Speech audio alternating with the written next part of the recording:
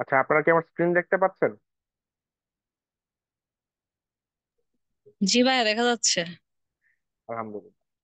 তো ঠিক আছে, আমরা আজকে শুরু করি। আমরা আজকে রাইটিং পার্ট টু এর, সরি, রাইটিং পার্ট টু না, writing task two, writing task two,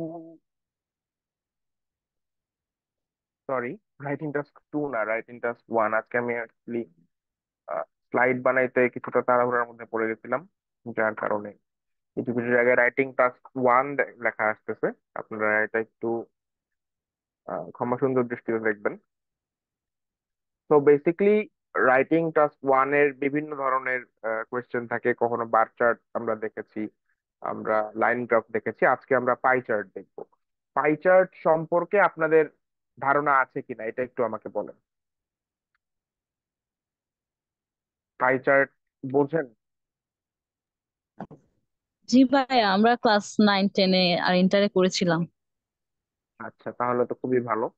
তো আমি একটু শর্টে বলে দিই, একটা বৃত্তকে বিভিন্ন সেকশনে ভাগ করে সেই সেকশনের এক একটা অংশকে দিয়ে এক একটা ডেটাকে রিপ্রেজেন্ট করা।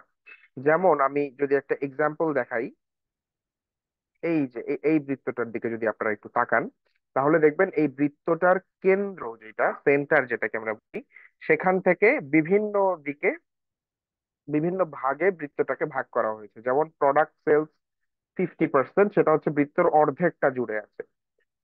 সার্ভিস ফি 25%, সেটা হচ্ছে বৃত্তর 4 ভাগের 1 ভাগ জুড়ে আছে। আর বাকি যে অংশগুলো, সেগুলো হচ্ছে বিভিন্ন অংশ জুড়ে আছে। তো টোটাল বৃত্তের কেন্দ্র থেকে চারপাশের যে কোণের সমষ্টি, সেই কোণের সমষ্টি হয় হচ্ছে 360 ডিগ্রি। যেহেতু পাই চার্ট একটা জ্যামিতিক টার্ম, এই কারণে আমি জ্যামিতি দিয়ে একটু ব্রিফ করে নিচ্ছি যারা জানেন না তাদের ক্ষেত্রে। তো এই 360 ডিগ্রি কোণকে বিভিন্ন ভাগে ভাগ করার পরে যা আসে, সেটাই হচ্ছে এক একটা ডেটা। যেমন এইখানে যে 50%টা এসেছে, এখানে 50%টা কিভাবে এসেছে? এই যে কেন্দ্র থেকে যে এই অংশটুকুর যে কোণটা, সেটা হচ্ছে 180 ডিগ্রি। 180 ডিগ্রি হচ্ছে 50% অফ 360 ডিগ্রি।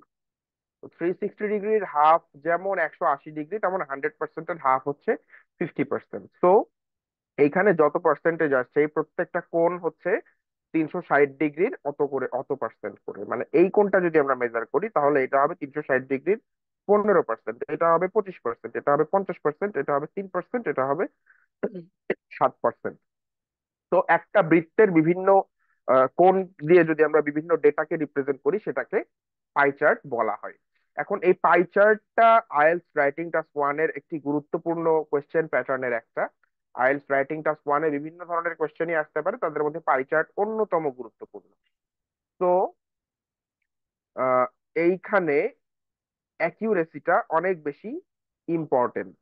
এখন আমরা যদি একটু পাই চার্টটা টেক্সট বুক ল্যাঙ্গুয়েজে বুঝতে যাই, তাহলে pie chart is a circular statistical graphic divided into slices to illustrate numerical proportion, and each slice represents a category's contribution to the whole. To the whole যদি আমরা একদম টোটাল ডেটা সেটকে যদি আমরা চিন্তা করি, সেইটার কত পার্সেন্ট করে করে করে করে ভাগ হবে, সেইটা রিপ্রেজেন্ট করে হচ্ছে এক একটা পাই দ্বারা। এক একটা অংশকে, এক একটা সেগমেন্টেশনকে আমরা এক একটা পাই বলি, বা এক একটা স্লাইস বলি। সো আইএলটিএস এর ক্ষেত্রে আহ, খুব বেশি important pie chart, because IELTS writing task ওয়ানে পাই চার্ট একটা গুরুত্বপূর্ণ অংশ, যেটা সাধারণতই আসে। এখন এইখানে একটা পাই চার্টকে যখন আমরা অ্যানালাইজ করতে যাব, সেই ক্ষেত্রে আমাদের দেখতে হবে যে এই পাই চার্টের মেইন ট্রেন্ডটা কি। আমরা পাই চার্টের দিকে তাকাবো এবং আমরা দেখবো যে স্মলেস্ট সেগমেন্ট, লার্জেস্ট সেগমেন্ট কোনগুলো। আমি এর আগে আপনাদেরকে বলেছি যে যখনই আমরা একটা রাইটিং টাস্ক ওয়ান স্ট্রাকচার করতে যাব, তখন আমাদের খেয়াল রাখতে হবে যে আমাদের একটা স্ট্রাকচার ফলো করতে হবে। তো এই স্ট্রাকচারটা হচ্ছে ইন্ট্রোডাকশন, এবং তারপরে আমরা ওভারভিউ স্টেটমেন্টে ডিটেইল বা বডি প্যারাগ্রাফ রাখতে পারি দুটো, সাধারণত দুটো ওভারভিউ এর পরে। এবং এখানে যদি দরকার হয় আমরা একটা কনক্লুশন রাখবো। সো আমরা জানি ইন্ট্রোডাকশনে যেটা করতে হয় সেটা হচ্ছে we have to restate the task prompt in our own words, অথবা যেটাকে আমরা প্যারাফ্রেজিং বা রিফ্রেজিং বলি। And we will have to provide a brief summary of what the chart show, যেটা অলরেডি কোয়েশ্চেন টাস্কেই, কোয়েশ্চেন প্রম্পটেই দেয়া থাকে। অ্যান্ড তারপর overview statement, it must start with overall comma. Then আমরা ওই বাই পাই চার্টটাকে যদি জুম আউট করি, জুম আউট করে একদম যে অংশগুলো থাকবে, মানে যে অংশগুলো তাকালেই চোখে পড়ার মতো এরকম কিছু থাকবে, যেমন আমরা যদি এই পাই চার্টটাকে জুম আউট করি, তাহলে আমরা দেখতে পাচ্ছি যে আমরা এই প্রোডাক্ট সেল অনেক গুরুত্বপূর্ণ একটা অংশ দখল করেছে, এবং তারপরে গুরুত্বপূর্ণ অংশ দখল করেছে সার্ভিস ফি, যেখানে সব থেকে ছোট্ট অংশ দখল করেছে আদার্স। তো আমরা যদি খুব বেশি ডিটেইলিং এর দিকে নাও যাই, these are the 2 to 3 prominent key points which attract our attraction, which attract our attention once we look at the pie chart. So while talking about pie chart, we have to, in the overall statement, we must not dig deep into any kind of specialization, any kind of specification, any kind of data or numerics. But what we should emphasize on is actually the overall scenario of the pie chart. For example, আমরা যদি এই পাই চার্টটার দিকে একটু তাকাই, এই পাই চার্টটায় আমরা দেখতে পাচ্ছি যে energy consumption by source in 2022, এখানে একটা দেশের বা একটা শহরের সম্ভবত এনার্জি কনজাম্পশনের কথা বলা হয়েছে। তো সেইখানে আমরা দেখতে পাচ্ছি যে 40% হচ্ছে ন্যাচারাল এনার্জি, 15% হচ্ছে নিউক্লিয়ার এনার্জি, আর 30% হচ্ছে গ্যাস। এখন কিছু কিছু পাই চার্ট থাকে যে পাই চার্ট গুলো অ্যাকচুয়ালি যতটা আহ, আহ, কি বলে ভ্যালু হওয়ার কথা, ওই পাইটার যত বড় হওয়ার কথা বা যত ছোট হওয়ার কথা সেটা থাকে না, এরকম কিছু পাই চার্টও থাকে, যার কারণে আমি এই রিপ্রেজেন্টেশনটা দিয়েছি, এই পাই চার্টটা দিয়েছি। এক্ষেত্রে আপনারা যেটা করবেন সেটা হচ্ছে আপনারা দেখবেন না পাইটা কত বড়, আপনারা দেখবেন পার্সেন্টেজ কতটুকু।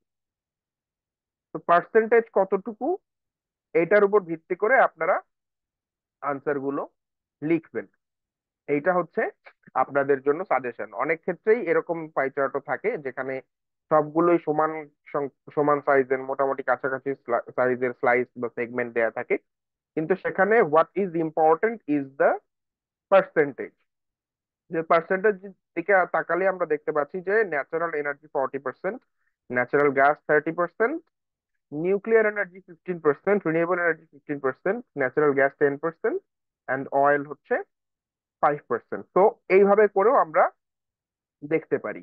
তো আহ, আমরা যখনই কোনো একটা পাই চার্টকে ব্যাখ্যা করতে যাব, we have to make sure যে আমরা যেন ঠিকঠাক করে পাই চার্ট ব্যাখ্যা করতে পারি। এবং এইখানে আহ, আপনাদের খেয়াল রাখতে হবে যে এই পাই চার্ট গুলো যখন আমরা এক্সপ্লেন করব তখন যেন আমরা in the body paragraph we must dig deep into the specifications in the numerics, but not in the overall structure. তো আমরা যদি এই পার্ট চার্টটার দিকে একটু তাকাই, প্র্যাকটিস সেট কোয়েশ্চেন 1, আমরা দেখতে পাবো যে this is the scenario, this is the question statement, যেটাকে আমরা রিপ্লেস করব। তো এখানে বলেছে the pie chart below shows the average household expenditure in a specific country in 2023। এইটা হচ্ছে সিনারিওটা। তো এইটাকে আমাদের অ্যাকচুয়ালি রিফ্রেশ করতে হবে। রিফ্রেশ করলে কি আসে আপনারা একটু চ্যাট বক্সে লেখেন তো। রিফ্রেশ করলে কি আসে আপনারা একটু এই এই অংশটা, the pie chart below shows the average household expenditure in specific country in 2023, এইটাকে আপনারা আপনাদের মতো করে রিফ্রেশ করেন।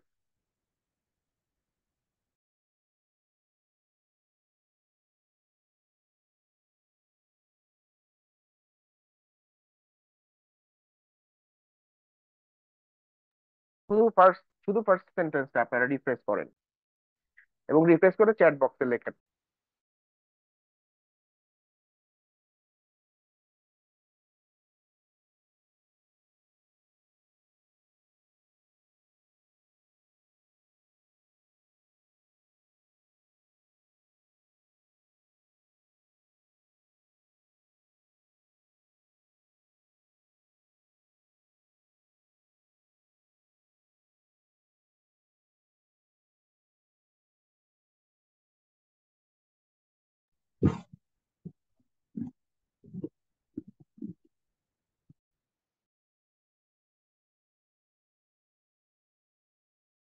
বা কেউ চাইলে খাতা কলমে লিখে রিড আউট করতে পারেন।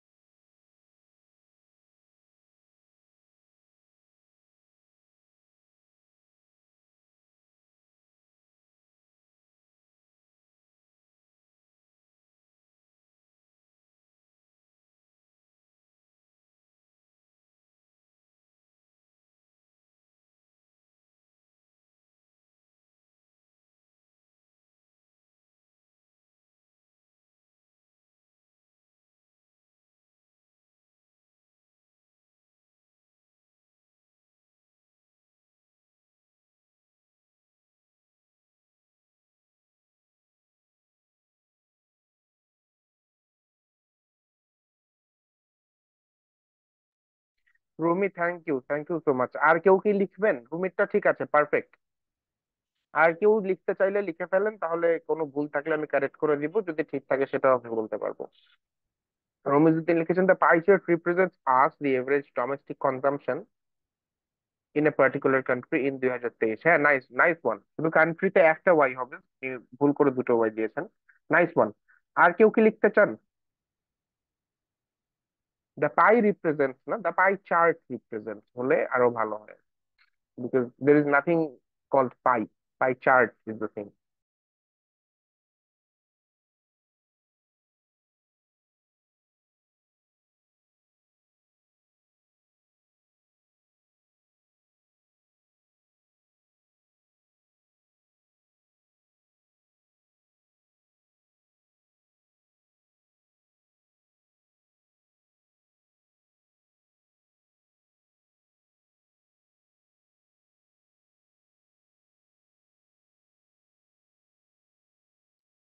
আর কেউ কিছু লিখছেন না কেন? আপনারা না লিখলে তো আমি আগাতে পারবো না।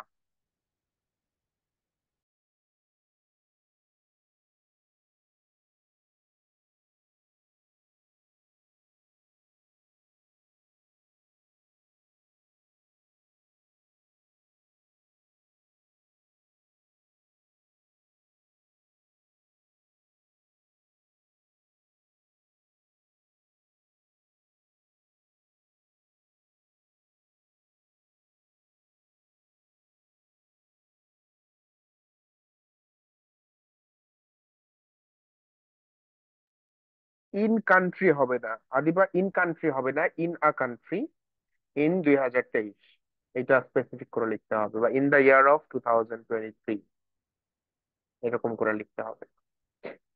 ঠিক আছে, জাস্ট ইন কান্ট্রি হবে না, in a country in in 2023।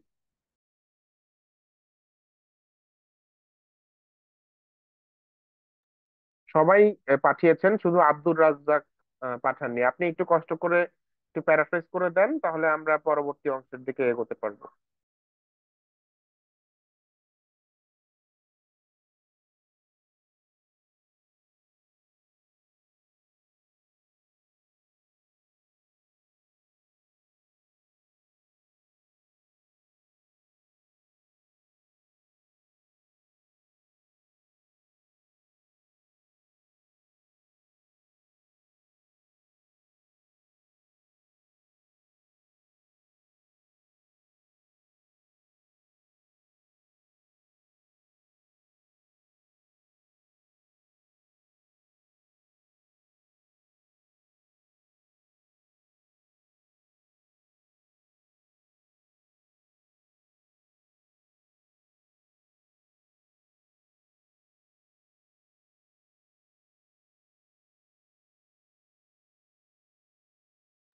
Abdur Razzak লিখেছেন, দিস পাই চার্ট শোন আস। দিস পাই চার্ট শোন আস হবে না, this pie chart shows us, অথবা this pie chart has shown আস।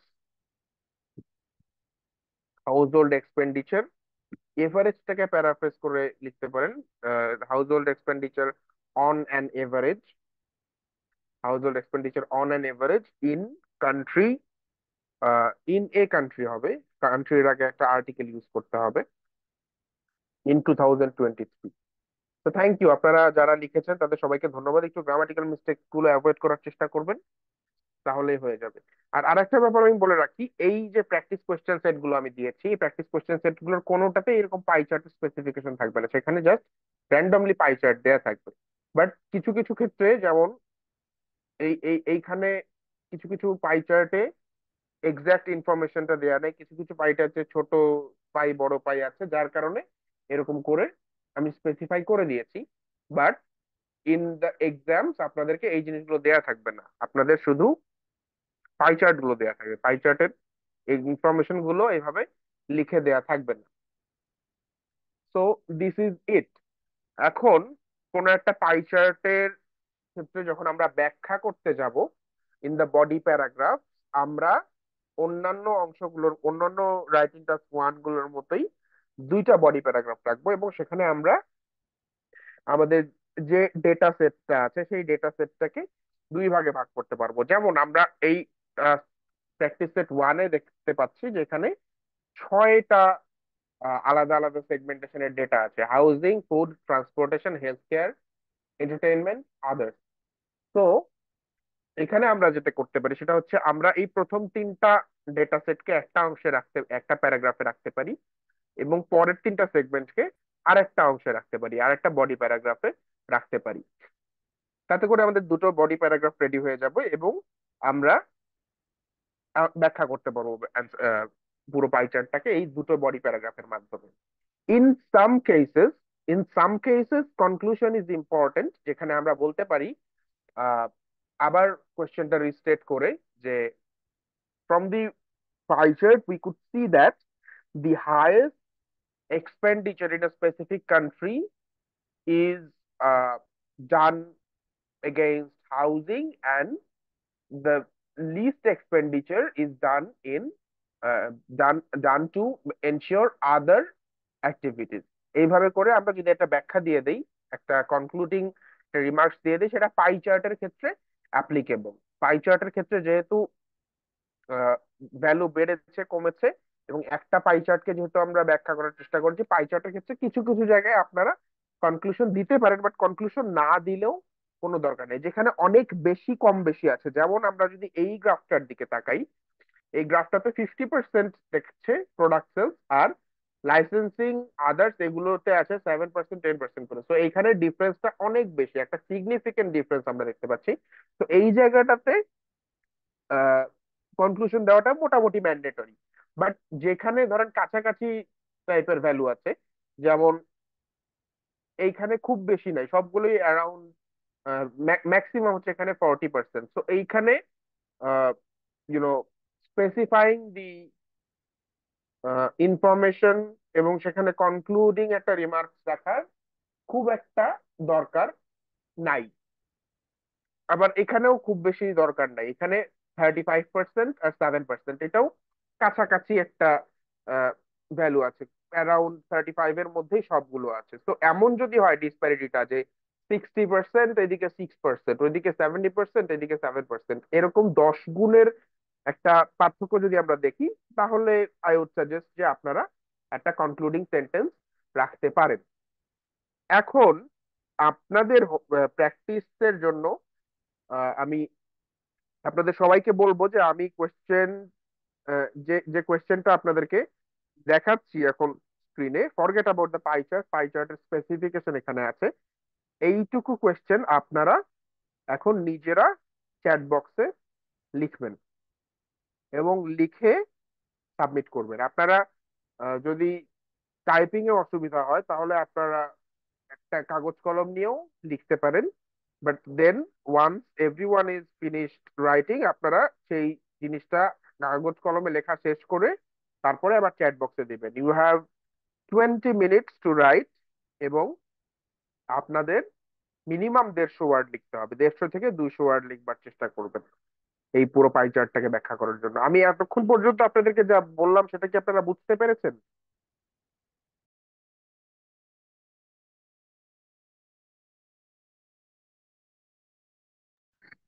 জি ভাইয়া, বুঝেছি। সবাই বুঝতে পেরেছেন নাকি শুধু আপনি একাই বুঝেছেন? বাকিরা একটু রেসপন্স করেন।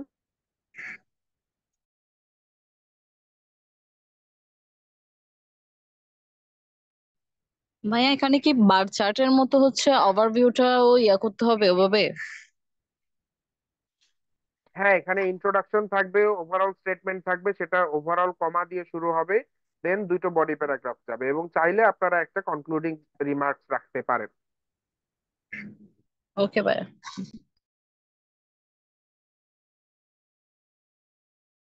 আচ্ছা, তাহলে ইয়োর টাইম স্টার্টস নাও। এখন বাজে 5টা 30, 5টা 50-এ আপনাদের লেখার সময় শেষ হবে। 5টা 50 পর্যন্ত আমি স্ক্রিন শেয়ার করে মিউট যাচ্ছি। কারো কোনো কোয়েশ্চেন থাকলে হ্যান্ড রেজ করবেন বা আনমিউট করে কথা বলবেন।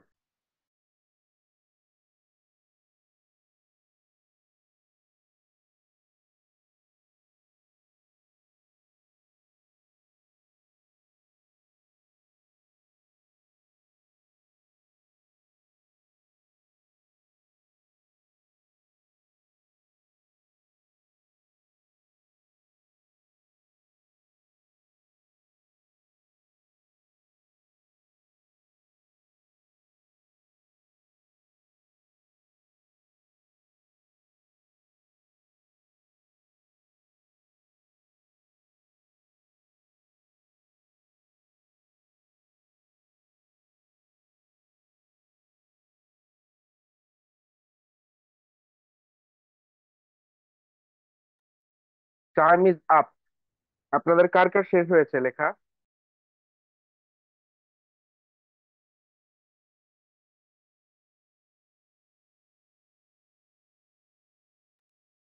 ভাইয়া শেষ হয়েছে, খাতায় লিখেছি। আচ্ছা, হয় ছবি তুলে হোয়াটসঅ্যাপ গ্রুপে দিতে পারেন, অথবা টাইপ করে চ্যাট বক্সে দিতে পারেন, বা হোয়াটসঅ্যাপ গ্রুপে দিতে পারেন। বাকি যারা ওকে।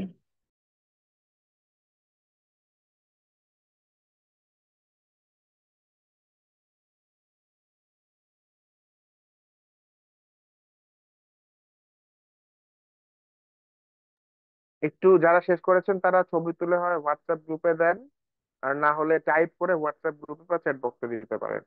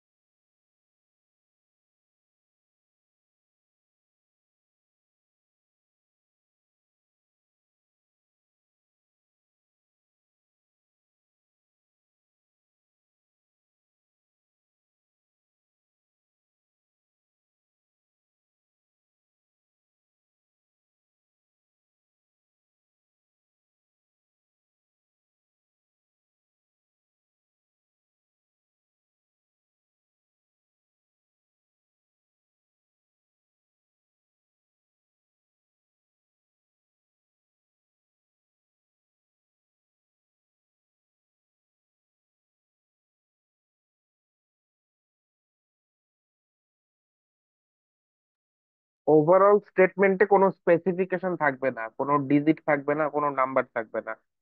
কোনটার অংশ সব থেকে বেশি এবং কোনটার অংশ সব থেকে কম, এইটুকু পর্যন্ত ব্যাখ্যা দেওয়া যাইতে পারে, বাট পার্সেন্টেজ রাখা যাবে না ওভারঅল স্টেটমেন্টে।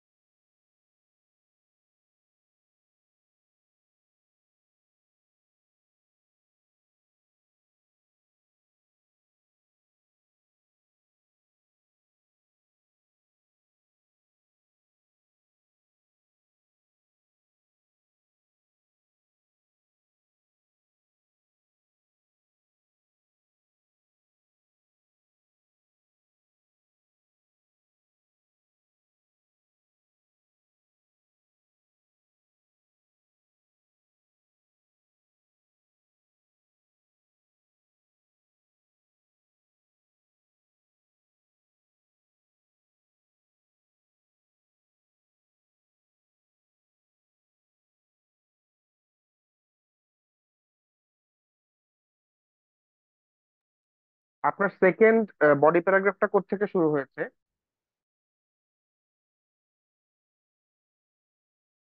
একটু আনমিউট করে বলেন রমিজুদ্দিন স্যার।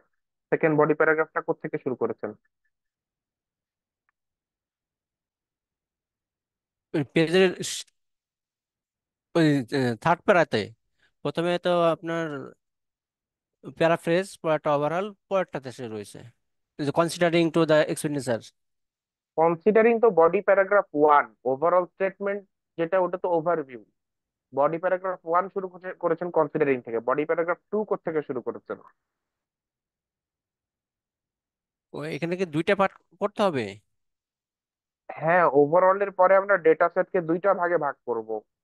দুইটা ভাগে ভাগ ও, করার পরে ডেটা সেটের যে সেগমেন্টেশন গুলো আছে, যেমন এখানে হুম হাউজিং 35, ফুড 25, হুম ট্রান্সপোর্টেশন 25, হুম, এই তিনটাকে আমরা একটা প্যারাগ্রাফে রাখবো। আর বাকি যে তিনটা সেগমেন্ট আছে, আচ্ছা, হেলথ কেয়ার, এন্টারটেনমেন্ট, আদার, এটাকে হুম। আমরা আরেকটা প্যারাগ্রাফে রাখবো। দুইটা বডি প্যারাগ্রাফ করতে হবে। দুইটা বডি ও, প্যারাগ্রাফ না আমি তো একটা করলে লেখাটা গোছানো হবে না। আমি আচ্ছা, আমি তো একটা করে দিছি। না, এটা এটা আমি বোধহয় বলেছিলাম, গত ক্লাসেও বলেছিলাম, আজকেও বলেছি যে বডি প্যারাগ্রাফ সবসময় দুইটা হবে, মিনিমাম দুইটা হবে। পুরো ডেটা আচ্ছা, সেটকে, তাহলে এত এটা বড় মনে একটা হয় ডেটা সেটকে একটা প্যারাগ্রাফে ব্যাখ্যা করাটা ভালো দেখায় না, জাস্টিফাইড না আর কি। আচ্ছা, আচ্ছা, আচ্ছা। আপনার লেখা ঠিক আছে, লেখাতে কোনো অসুবিধা নাই, গ্রামারের দিকে একটু ফোকাস রাখবেন আর শর্ট ফর্ম গুলো ইউজ করবেন না। যেমন আপনি সেকেন্ড পেজে লিখেছেন দ্যাটস 35%, দ্যাটস না লিখে দ্যাট ইজ লিখতে হবে। এবং হুম হুম। চেষ্টা করবেন যে পুরো ওয়ার্ড লেখার। আপনি প্যারাগ্রাফটা শেষও করেন নাই, ও, আচ্ছা, আপনি আচ্ছা। লাস্টে অফ আ পার্টিকুলার, তারপর আপনি কান্ট্রি লেখেন নাই। এরকম কিছু কিছু মিস্টেক হয়েছে, এগুলো একটু খেয়াল হুম। রাখবেন। আর গ্রামারের দিকে একটু ওকে। ফোকাস রাখবেন স্যার, একটু ফোকাস রাখবেন গ্রামারের দিকে, কারণ কিছু কিছু জায়গায় কিছু গ্রামাটিক্যাল মিস্টেক আছে। যেমন আপনি লিখেছেন however almost 60% expenditure. 60% expenditure হয় না, 60% অফ এক্সপেন্ডিচার। আর সিক্সটি ওকে। পার্সেন্ট হচ্ছে একটা পার্সেন্টেজ, এটা সিঙ্গুলার, সিঙ্গুলার সাবজেক্ট, তো এখানে আর হবে না, এখানে ইজ হবে। 60% of expenditure is on housing and food. Okay, okay. তারপর লিখেছেন next to transportation is about 15%। Next to transportation হয় না, বলতে পারেন যে next comes the segment transportation which is about fifteen hmm. Percent আর এখানে অ্যাবাউট এর কথাটা বলা, অ্যাবাউট না লিখলেও চলবে, না লেখাই উত্তম, কারণ এখানে ওকে। এক্স্যাক্টলি স্পেসিফাই করে দেওয়া আছে কোনটা কত পার্সেন্ট। তারপরে okay. People prompt to expend on health care to 10%। To প্রিপোজিশনটা বোধহয় এখানে যায় না, আমি যদি ভুল না করে থাকি। টু প্রিপোজিশনটা এখানে যায় না, হুম আমি যতদূর জানি, আমি যতদূর বুঝি আর কি। এরকম কিছু গ্রামাটিক্যাল মিস্টেক্স আছে, এগুলো একটু ঠিক রাখলে আমার মনে হয় যে রাইটিং স্কোর ভালো আসবে। আপনি এখন পর্যন্ত যা লিখেছেন এটাতে আপনার প্রবাবল ব্যান্ড 5.5 থেকে 6 আসবে, এর বেশি হুম। আমার মনে হয় না আসবে আর কি। এটা আরেকটু ইমপ্রুভ করলে দেখা যাবে 7.5, 7 এরকম আসলে আমরা ওকে, ধরে নিতে পারি যে এটা একটা ভালো রাইটিং হবে আর কি। আর কেউ কি ওকে। ছবি তুলে পাঠিয়েছেন? রুমি পাঠিয়েছেন ছবি তুলে বা টাইপ করে? পাঠাননি তো, এখনো কিছু পাইনি আপনার। আর কারা কারা লিখেছেন? আদিবা লিখেছেন?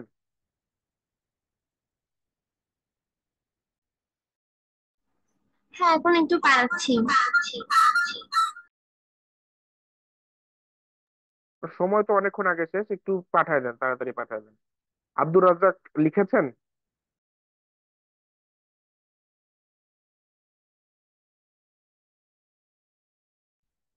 যে আমি লিখেছি, কিন্তু এগুলো এখন আবার হারিয়ে গেছে কোথায়। কেমনে উদ্ধার করবো, কেমনে উদ্ধার করবো?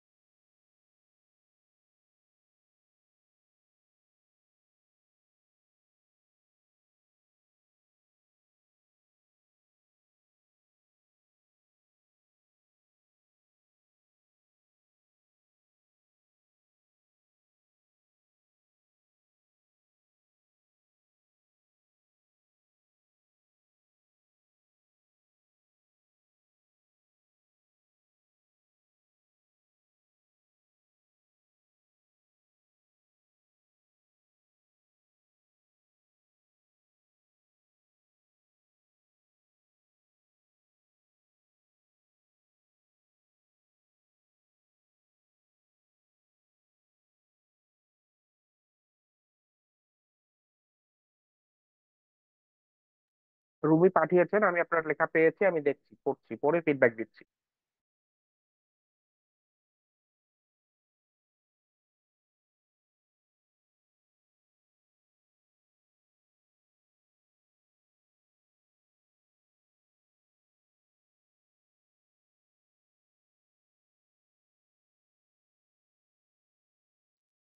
ভাই আমি বডি প্যারাগ্রাফ 1 অব্দি পাঠাইছি, আরগুলা লিখতেছি। আবার টাইপ করতে একটু লেট হচ্ছে জন্য। আচ্ছা আচ্ছা, কোনো অসুবিধা নেই, কোনো অসুবিধা নেই।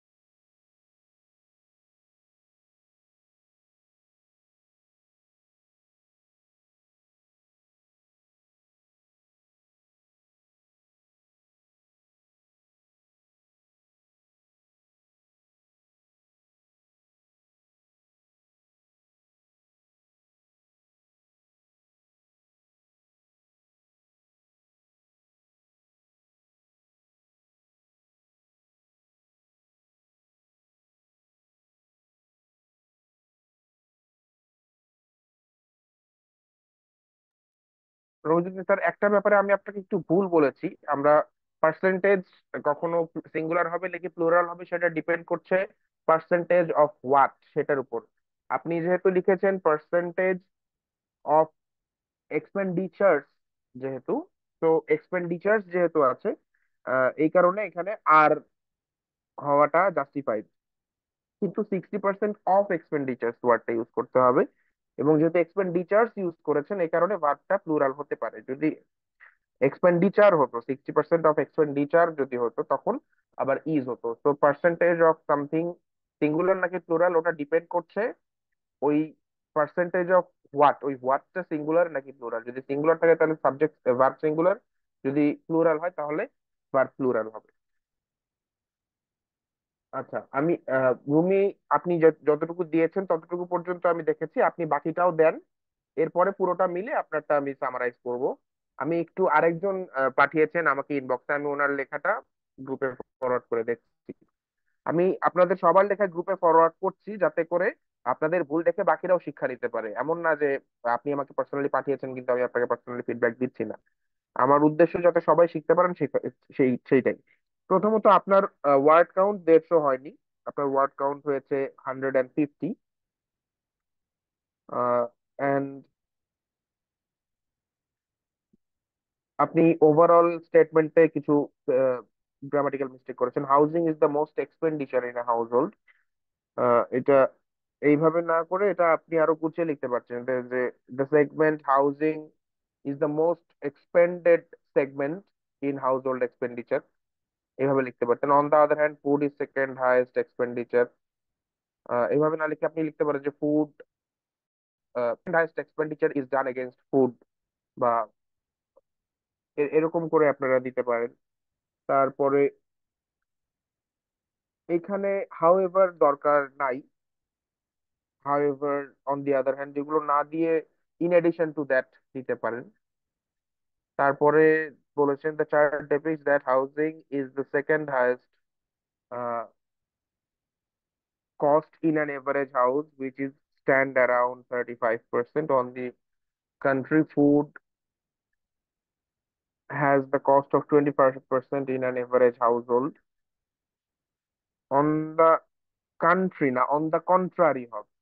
on the contrary মানে হচ্ছে অন্যদিকে। food has the cost of 25% in an average household. The transportation comes with expenditure of 15%. Moving towards the following chart, এখানে আহ, এক একটা বডি প্যারাগ্রাফে অন্তত 6টা 7টা করে সেন্টেন্স রাখা দরকার। আহ, সেই সেন্টেন্সটার ব্যাখ্যাটা এরকম হতে পারে যে আহ, আমরা দেখতে পাচ্ছি যে সব থেকে বেশি খরচ হয়েছে হাউস হোল্ডে, তারপরে second highest contribution for expenditure is done by food, which is almost a half of what the highest expenditure has been found against. তারপরে আপনারা সেকেন্ড প্যারাগ্রাফে, সেকেন্ড বডি প্যারাগ্রাফে যখন আসবেন, সেকেন্ড বডি প্যারাগ্রাফের সেগমেন্টেশন গুলো খুব ছোট ছোট, 10%, 8%, 7%। তো এখানে আমরা আপনারা বলতে পারেন যে the other three segments are found to have very negligible percentage in the overall scenario. We can see that uh, segments like entertainment and others constitute only 7% and 8% respectively in the overall scenario. Apart from that, healthcare expenditure is also almost negligible compared to the overall scenario, because it is just 10% of the of what the overall average household expenditure ডাক। এরকম করেও আপনারা আপনাদের মতো করে লিখতে পারবেন। তো জিনিসগুলোকে একটু ব্যাখ্যা করেন, একটু ইয়ে করেন, এক্সপ্লেইনটা ঠিকভাবে করেন, যাতে করে আপনার এক্সপ্লেনেশন দেখে আমরা পাই চার্টের একটা আইডিয়া পাই। আমরা তো পাই চার্টটাকে ব্যাখ্যা করছি, তো ওই ব্যাখ্যাটা পড়লে যেন আমরা পাই চার্টটা কেমন সেটা আমরা ক্লিয়ারলি বুঝতে পারি। এটা যত ক্লিয়ারলি আমরা পাই চার্টটা না দেখেও জাস্ট ব্যাখ্যা করে ভিজুয়ালাইজ করতে পারবো, আপনি বুঝবেন যে আপনার লেখার মান তত ভালো হয়েছে। এই হচ্ছে আপনাদের জন্য সাজেশন। রুমি কি লেখা শেষ করেছেন? যদি লেখা শেষ না করে থাকেন তাহলে আপনি লেখেন। আর এর মধ্যে আদিবা, আপনি আপনার লেখাটার জন্য আমি ওয়েট করছি। আপনার লেখাটা যত তাড়াতাড়ি সম্ভব দিয়ে দিবেন। আপনারটা রিভিউ করে এন্ড রুমির ফুল লেখাটা রিভিউ করে আজকে আমরা আর কিছু সাজেশনস নিয়ে ক্লাস শেষ করে দিব। প্লিজ একটু তাড়াতাড়ি লেখাটা দিবেন। ডিএমএ দিয়েছি তো, গ্রুপেও কোথায় তো দিয়েছেন? আপনার ডিএমএ আর গ্রুপেও দেওয়া হয়েছে তো, আপনি ফরওয়ার্ড করছেন তো। ও আচ্ছা আচ্ছা, আপনারটাই ফরওয়ার্ড করেছি আমি, ঠিক আছে। না, আপনি আর একটা হোয়াটসঅ্যাপ অ্যাকাউন্ট দিয়ে দিয়েছেন, এই কারণে মনে হয় আমি বুঝতে ও পারিনি। আচ্ছা, সেজন্য। আমি ভেবেছি এটা মানে অন্য কারো। আচ্ছা, থ্যাংক ইউ। তাহলে আপনারটা আমি রিভিউ করেছি, অসুবিধা নাই। আমি তাহলে লেখা পাইনি হচ্ছে আব্দুর রাজ্জাক, আপনার লেখা আমি পাইনি স্যার, একটু কাইন্ডলি দিয়ে দিবেন। আর রুমে আপনি তাড়াতাড়ি লিখে গ্রুপে দিয়ে দিবেন। সবারটা রিভিউ করা শেষ হয়ে গেলে দেন আমরা কিছু টিপস এন্ড ট্রিক্স সামারি শিখে আজকের ক্লাস শেষ করে দিব। সবাই একটু ফাস্ট ফাস্ট জমা দিয়ে দিবেন। আচ্ছা, রুমি দিয়েছে, থ্যাংক।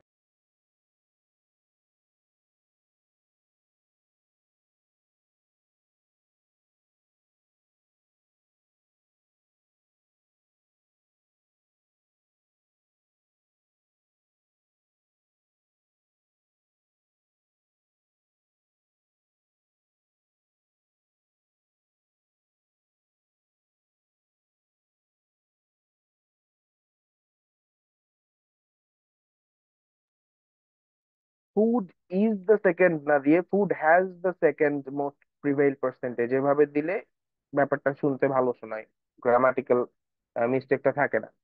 এরপরে বলেছেন on the other hand it is seen from the pie chart that transportation is the third stage of expenditure. Third stage না দিয়ে থার্ড হাইয়েস্ট এক্সপেন্ডিচার দিতে পারেন। According to pie chart, health care, entertainment and others are one after another. ওয়ানটা another না দিয়ে they have a subsequent chronology, একটার পর একটা ক্রোনোলজি মেনটেন করছে, ক্রম মেনটেন করছে, এইভাবে আপনি লিখলে এই ব্যাপারটা আরো ভালো। বাট এখন পর্যন্ত আমি যতগুলো লেখা দেখলাম, রুমিটটা সব থেকে ভালো হয়েছে। আপনার ওভারঅল স্টেটমেন্টটা is almost okay, just 1 to 2 grammatical mistakes are there, এগুলো ডেফিনেটলি ঠিক হয়ে যাবে প্র্যাকটিস করলে। এবং তারপরে আপনি বডি প্যারাগ্রাফ 1-এ দিয়েছেন following bar chart gives us significant measurement of average household expenditure in a country which was 35% of housing expenditure। উল্টা বললেন না, এভারেজ হাউস হোল্ড এক্সপেন্ডিচার হচ্ছে গৃহস্থালিতে কত খরচ হয়, আর সেটাতে 35% হচ্ছে হাউজিং। তো আপনি এভাবে বলতে পারেন, the following bar chart gives a significant measurement that housing expenditure is 35% of the average household expenditure in that specific country। আপনি উল্টাটা লিখেছেন। And also it is the highest as it is mostly vital expenditure। এই extra ইনফরমেশনটা দরকার নাই। Vital expenditure কি vital expenditure না, এটা আপনি আমি জাজ করার কেউ না। অনেকের কাছে হাউজিং অনেক বেশি ভাইটাল, আর অনেকজনের কাছে হেলথ কেয়ার অনেক বেশি ভাইটাল, একজনের কাছে এডুকেশন অনেক বেশি ভাইটাল, আবার একজনের ফুড অনেক। ওপিনিয়ন রাখবো না আর IELTS writing task 1-এ।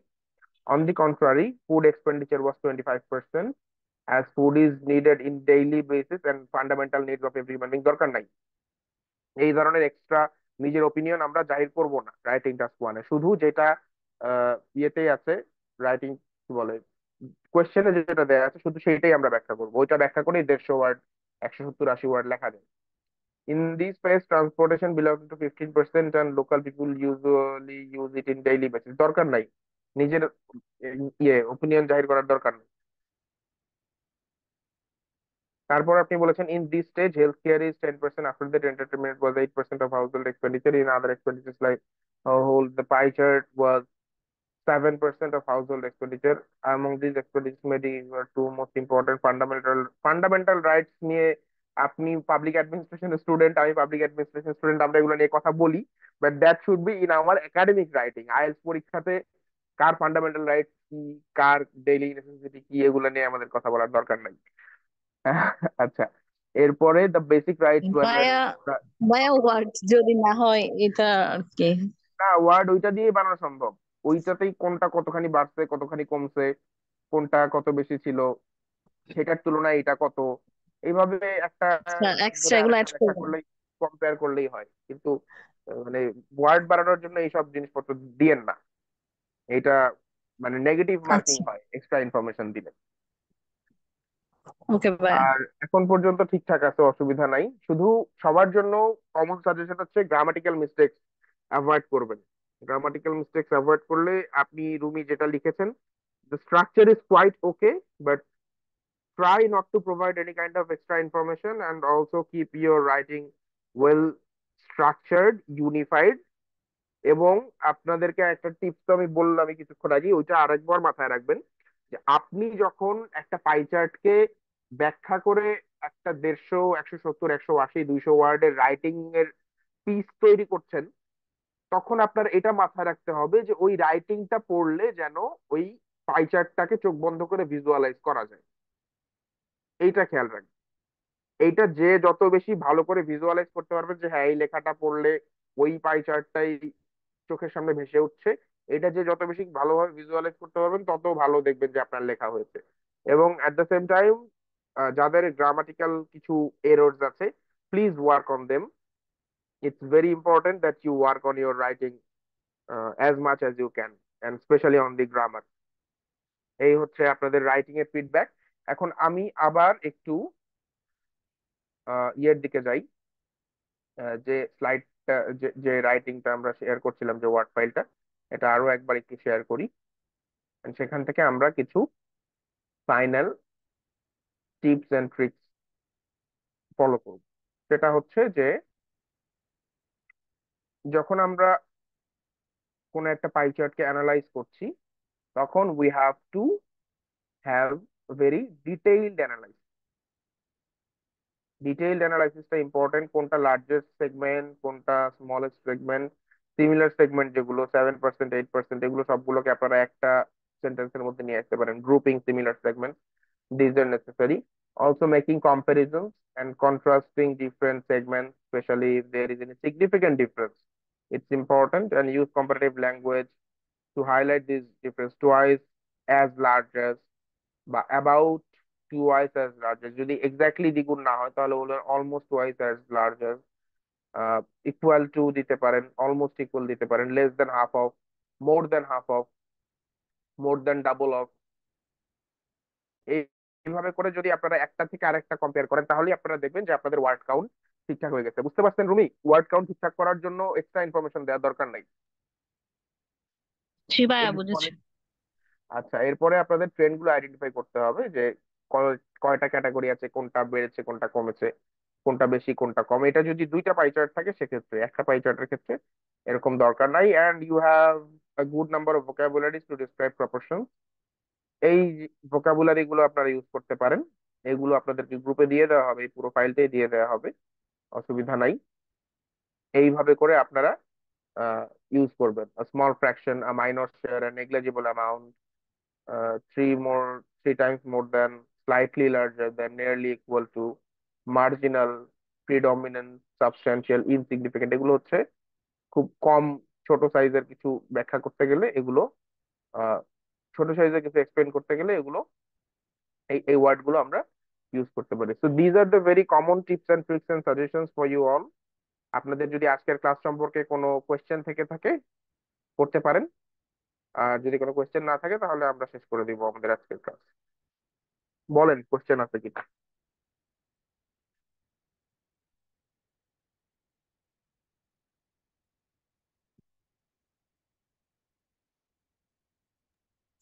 ভাইয়া, কম্পেয়ার করার জন্য সর্বোচ্চ দুইটাই তো দিবে না, এর চেয়ে তো বেশি থাকবে না? না, দুইটার বেশি দিবে না। দুইটাই দিবে, দুইটার বেশি ওকে। দিবে না যদি কপাল খুব খারাপ না থাকে। যদি দুইটা দিয়ে দেয় তাহলে একটার জন্য একটা বডি প্যারাগ্রাফ করবেন, আর একটার জন্য আরেকটা বডি প্যারাগ্রাফ করবেন, আর কনক্লুশনে একটা কম্পারিজন দেখাই দিবেন যে এখানে এটা এত% ছিল, এখানে এটা এত% হয়েছে, এরকম। ওকে এই ভাইয়া। হচ্ছে আপনাদের জন্য সাজেশন। আর কারো কোনো কোয়েশ্চেন, কোনো সাজেশন অর এনিথিং? যদি না থাকে তাহলে আমরা আজকের ক্লাস এখানে শেষ করে দিই, আপনাদের হোমওয়ার্ক চলে যাবে আপনাদের জন্য। আল্লাহ হাফেজ, আসসালামু আলাইকুম। আসসালামু আলাইকুম ভাইয়া। ওয়ালাইকুম আসসালাম।